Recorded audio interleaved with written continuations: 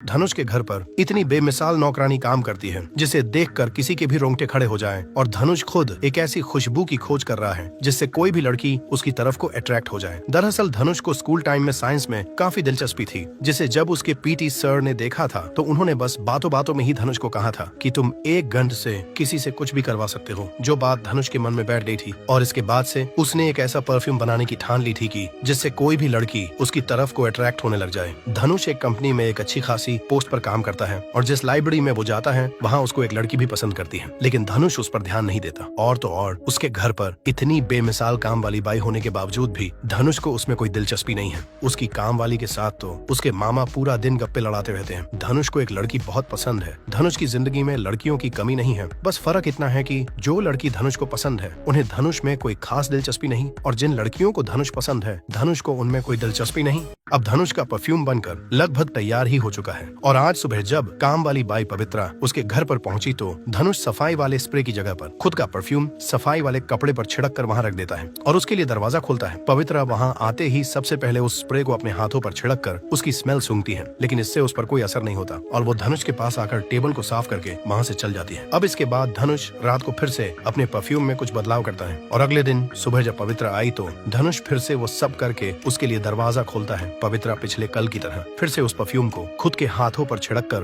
उसकी स्मेल सूंघती है। धनुष बस उसको ही देखे जा रहा था और इस बार काम वाली को देखकर लग रहा था जैसे उस पर धनुष के परफ्यूम का असर होने लग गया है। वो धनुष को देख भी उसी तरह से रही थी मानो उसे कुछ करना हो, लेकिन वो तो बस वहाँ टेबल को साफ करती है और चल जाती है। जिसके बाद आज रात धनुष फिर से अपने परफ्यूम में बदलाव करता है और अगले दिन जब पवित्रा आई तो फिर से वही सब करता है। पवित्रा भी अंदर आकर हर दिन की तरह उसे सूंघती है और शर्माते हुए धनुष के पास जाती है। अब आज सुबह जैसे ही पवित्रा धनुष के दरवाजे पर पहुंची तो धनुष सफाई वाले कपड़े पर अपने बनाए हुए जादुई परफ्यूम को छिड़कता है और पवित्रा के लिए दरवाजा खोलता है। पवित्रा अंदर आकर सबसे पहले उस परफ्यूम को अपने हाथों पर छिड़ककर उसकी स्मेल सूंघती है, जिससे वो एकदम से शर्माने से लग गई और शर्माते हुए ही धनुष की तरफ को जाने लगी। धनुष को लगा कि आज भी उसके परफ्यूम ने काम नहीं किया और वो ये सोचकर वहाँ से जाने लगा, लेकिन तभी पवित्रा धनुष को पीछे से पकड़ लेती है और उसको गले लगा लेती है। पवित्रा धनुष से बुरी तरह से लिपट गई थी। धनुष पहली बार अपनी जिंदगी में कुछ वैसा करने जा रहा था, लेकिन तभी उसे एक लड़की की याद आ जाती है और वो वहाँ से उठ जाता है, लेकिन पवित्रा अभी भी अपने होश हवास खोकर नीचे ही लेटी हुई थी, जिससे धनुष उस पर पानी छिड़कता है और तब जाकर पवित्रा थोड़ी होश में आई। धनुष उल्टा उससे ही पूछ रहा था कि ये सब क्या था। पवित्रा बेचारी खुद शर्मा रही थी, वो क्या ही बोलती, लेकिन धनुष का तो इसके बाद कोई खुशी का ठिकाना ही नहीं रहा था, क्योंकि उसका बनाया हुआ परफ्यूम अपना काम करने लग गया था।